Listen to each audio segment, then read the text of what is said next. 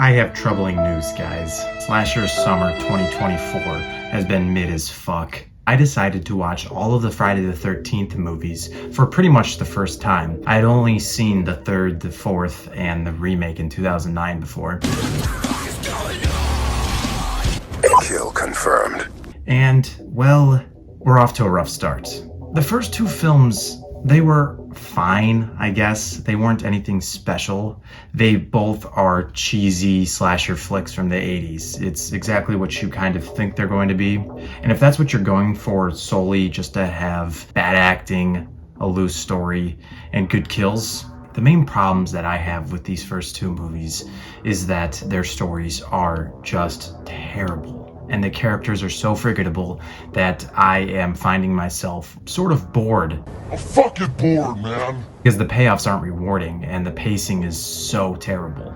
Friday the 13th Part 1 was interesting enough. The twist at the end, having Mrs. Voorhees be the killer, was cool.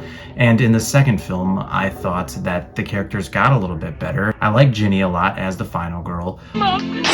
But besides from her story, I wasn't really interested in anything else. I needed Friday the 13th Part 3 to take the summer back. The problem is, I saw it 2 Halloweens ago, and I don't really remember too much from it, which is a problem. I remember the barn setting, and this motherfucker, Shelly. Ah!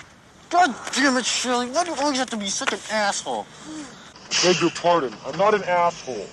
I'm an actor. So the question is, did Friday the 13th Part 3 save the summer?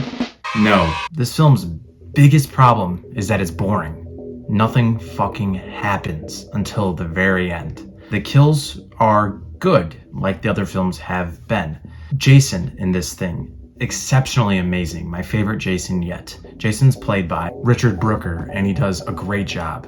In the second film, we see Jason go down for the count. We think he's dead. Ginny took his life. Not so fast.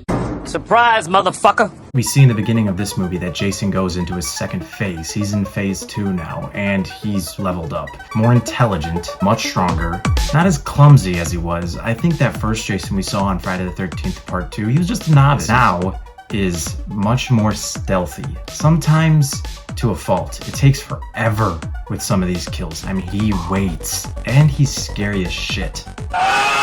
That's like the only thing I liked about the movie. Remember what I just said 2 seconds ago? The biggest problem with this movie is that it's boring. The other biggest problem is the 3D that they implemented to do this film. So Friday the 13th Part 3 came out in 1982 and it's directed by Steve Miner again. I guess Steve Miner might have saw some 3D implemented into other movies or films and thought, Damn, this is the coolest shit ever. and yeah, he went overboard with it in this one. Every single kill is like Jason sticking out his spear right into the camera, or Jason shoving a metal rod right through someone's face, or actually my favorite one, which I thought was pretty cool, when he takes a Rick's head and squishes it and the eye pops out. Anyways, the film begins by showing us the events of Friday the 13th Part 2 for like the first 7 minutes. And this movie came out literally the year after the second one.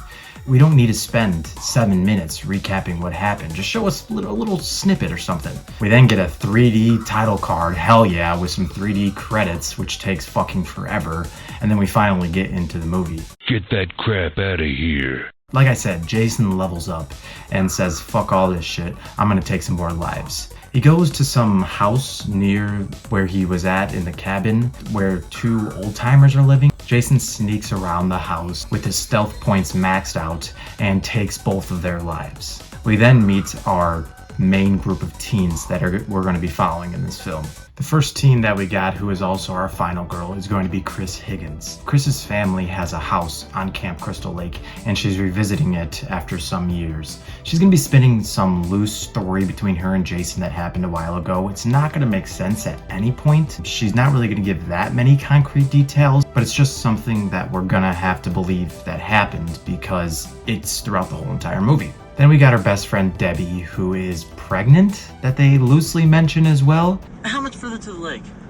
We would have been there already if some people didn't have to go to the bathroom every 5 minutes. That's what happens when you're pregnant. Her boyfriend, who's also coming on the trip, is named Andy, and Andy is bringing along his friend Shelly. Shelly's whole point in this movie is to be ragged on, just to be the punching bag. Everybody fucking hates him. You know, the thing is, I think his intentions are good, but he's just annoying as fuck.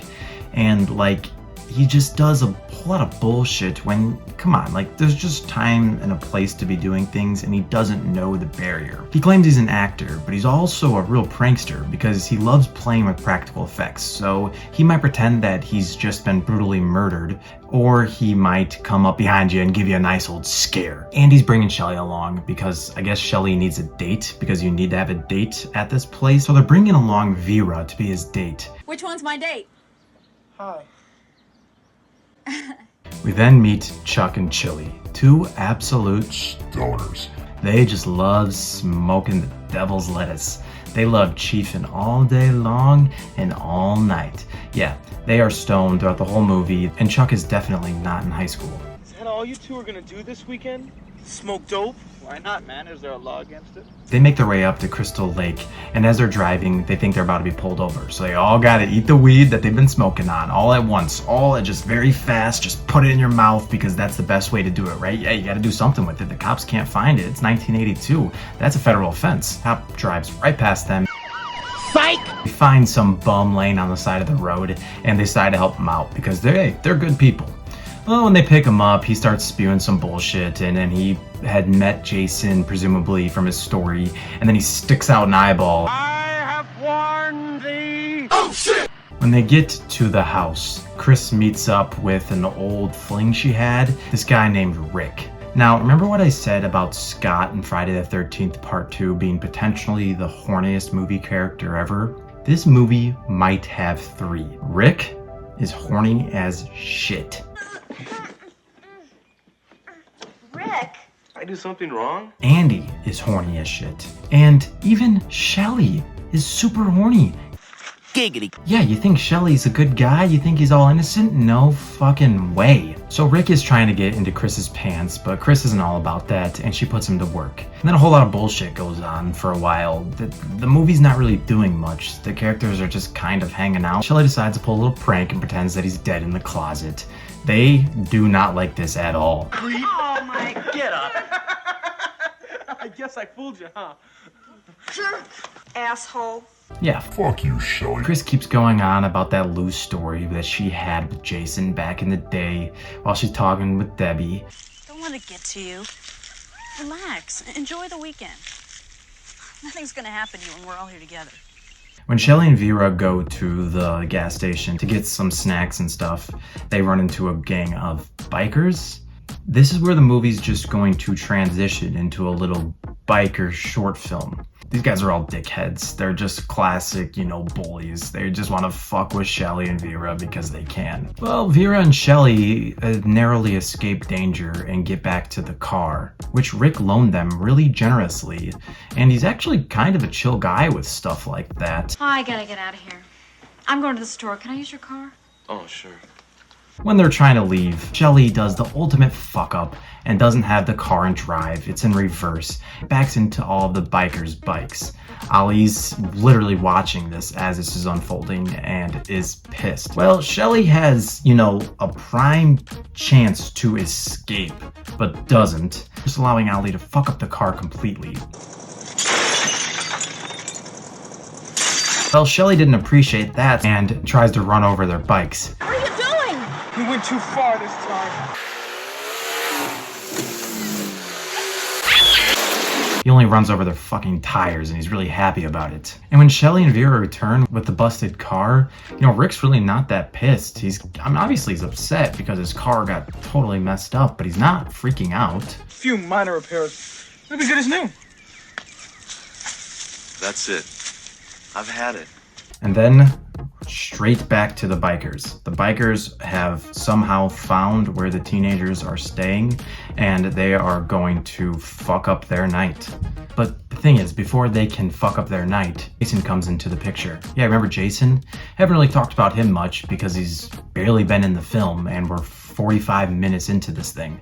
He handles them pretty easily, and that's the biker story. Well, Pretty much. Rick and Chris take a stroll, and Chris tells us the story about what happened some years ago. But it's an important point in the film, I suppose, because it's like finally telling us this thing that she's been hinting at, you know, the terrible night from some time ago. That's why she's been so paranoid and scared this whole time. Andy and Debbie are gonna go screw on the hammock upstairs, and Shelly's gonna shoot a shot with Vera. I give Shelly props in this moment because obviously Vera is going to say no. I like you a lot. I was thinking that maybe, we could...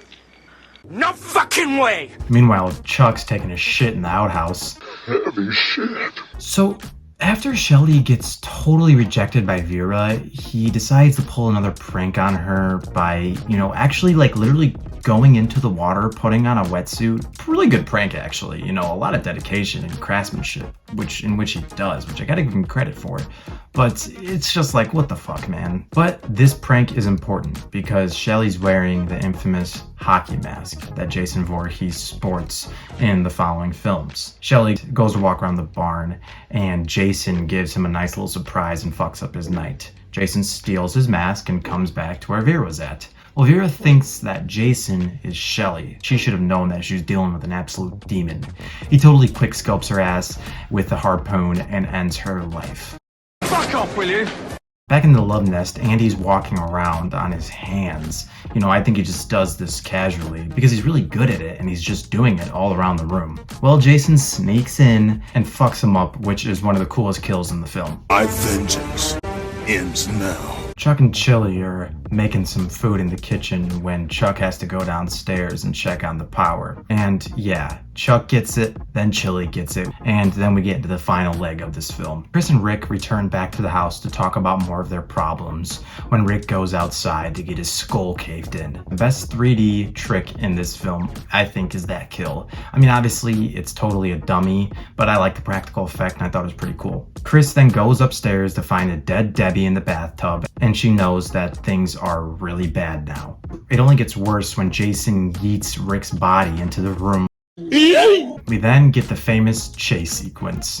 Jason chases Chris all around the house, into the barn. They go back and forth with each other. You think Jason's gonna kill her, he doesn't. You think Chris is gonna get away, she doesn't. And it just keeps going on. Chris is able to get Jason into the barn, which leads him upstairs. She whacks his shit with a shovel, which puts him on the ground. So like I said, Jason is much more powerful now than we had seen him in Friday the 13th Part 2. Something happened when he died.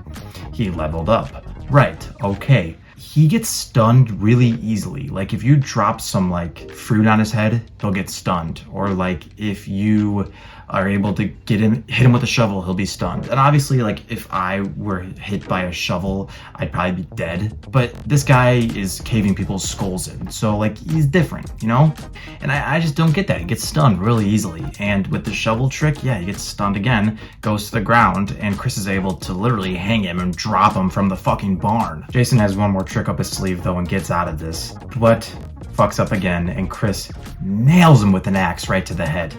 Jason goes down. He's dead again, right? This is shit. Jason's been down a total of 3 times now because when he was first alive in the lake, he drowned, first death. The second movie goes down. We don't know if he actually died or not, but I'm saying that he died there. Now he's come back again for the 3rd time, goes down.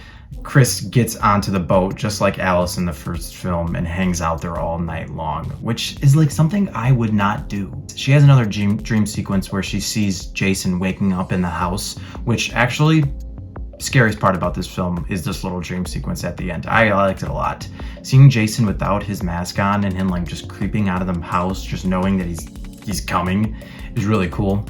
And then we have, I think it's Mrs. Voorhees or something with the same jump scare that we've seen in the past 2 films. Gotcha, bitch! The cops escort her out. Jason's laying on the barn floor. And then we cut to the lake. The movie ends. Bye! Have a beautiful time! I did not like this movie at all. Now, if this is your favorite, or if this film has a special place in your heart, I'm not trying to say anything about that. And I understand that if you're just enjoying the kills and the camp of the film, not Camp Crystal Lake, which is probably what you enjoy as well, but like the actual just campy aspects of it, of course, more power to you. But like just as a movie and something that I'm gonna watch, I won't watch this one again, probably, unless I review it. Like I said, the biggest problem is that it's boring. There's kills, yeah, but they're so spaced out and there's just so much bullshit happening. And at least in the past two films, I kind of liked the characters. This film, I didn't like any of the characters. Slasher Summer is not completely ruined yet. I have the fourth film next, the final chapter. It has to be good. Subscribe if you like the video. Thanks, guys. See you next time.